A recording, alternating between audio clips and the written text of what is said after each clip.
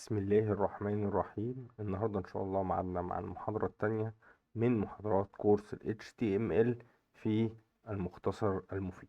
النهاردة إن شاء الله هنبتدي نتعرف على البرنامج اللي احنا هنستخدمه في الكورس، وهو برنامج الفيجوال ستوديو كود.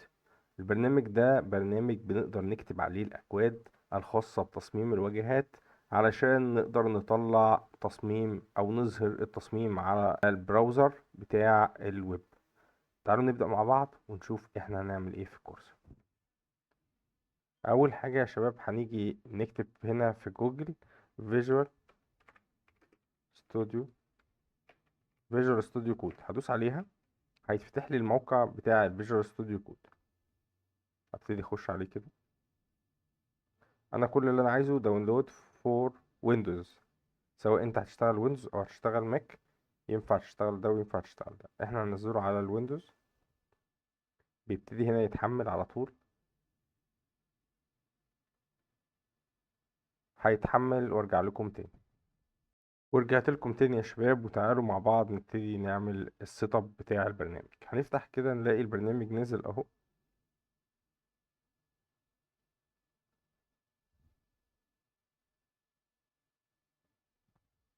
هنفتح معانا البرنامج، وخلي بالكم من الخطوات عشان في خطوة مهمة.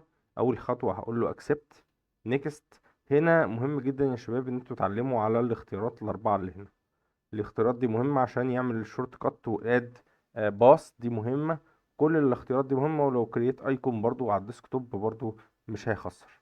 كده دول لازم نكون معلمين عليهم، ونقول له نيكست وانستول.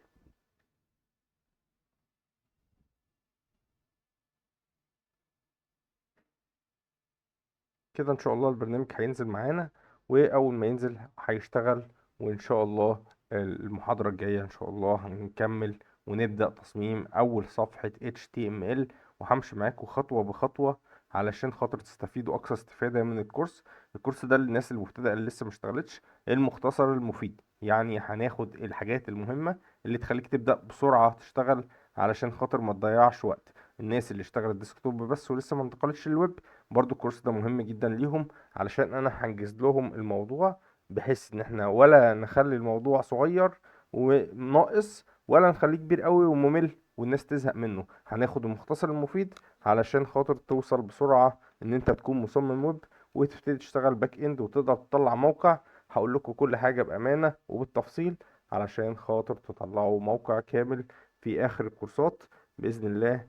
إن شاء الله نفتح البرنامج ونكمل المحاضرة الجاية. كده البرنامج نزل يا شباب، وتعالوا نشوف شكله عامل ازاي ونبدأ فيه المحاضرة الجاية ان شاء الله. كده خلاص اهو. لو جيت فتحت كده يا شباب اهو فيجوال ستوديو كود، هيفتح معانا بالمنظر ده. وهشرح لكم ان شاء الله البرنامج بالتفصيل بداية من المحاضرة الجاية ان شاء الله.